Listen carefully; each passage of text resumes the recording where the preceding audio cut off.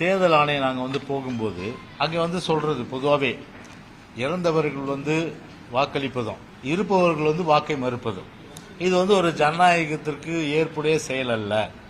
எனவே ஒரு டிரான்ஸ்பரண்டா லிஸ்ட், அதாவது வெளிப்படைத்தன்மையோடு வாக்காளர் பட்டியல் இருக்கணும். ஒவ்வொரு குடிமகனும் தகுதியுள்ள குடிமகனுக்கு வாக்களிக்கின்ற அந்த உரிமையை கொடுக்கணும்னு சொல்லிட்டு கூட்டங்களில் வலியுறுத்தணும். ஆனா அதெல்லாம் விழலுக்கு இறைத்த நீர் போல வேஸ்ட் தான். செவிடன் காதல ஊதுற சங்கு மாதிரி எலெக்ஷன் கமிஷன் கேட்கல.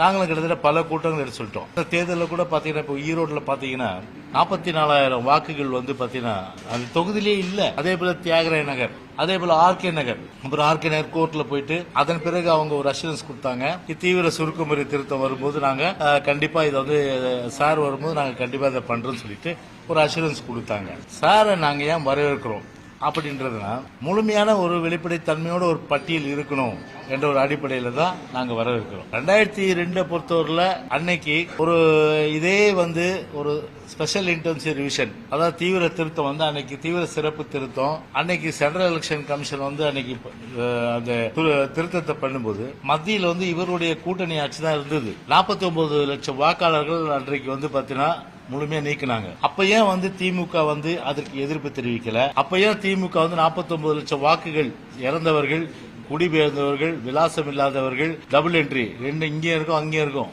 ஒரு ஏ தொகுதியில் இருக்கும் பி தொகுதியில் இருக்கும், இப்படிப்பட்டவங்க அடையாளம் கண்டு எடுத்தாங்க. அதே முறையை இன்னைக்கு செய்யணும் அப்படின்றதுதான் எங்களுடைய எண்ணம். அதனால அந்த சாருக்கு பொறுத்தவரை அனைத்து இந்திய அண்ணா திராவிட முன்னேற்ற கழகம் முழு மனதோட வரவேற்று அதன் அடிப்படையில் அவங்க உச்ச நீதிமன்றம் அவங்க வேணான்னு போனாங்க, நாங்க வேணும்னு போயிருக்கோம். குறைந்த விலை நிறைந்த தரம், தங்கள் தேவைகள் அனைத்தும் ஒரே இடத்தில். ஜெயச்சந்திரன்.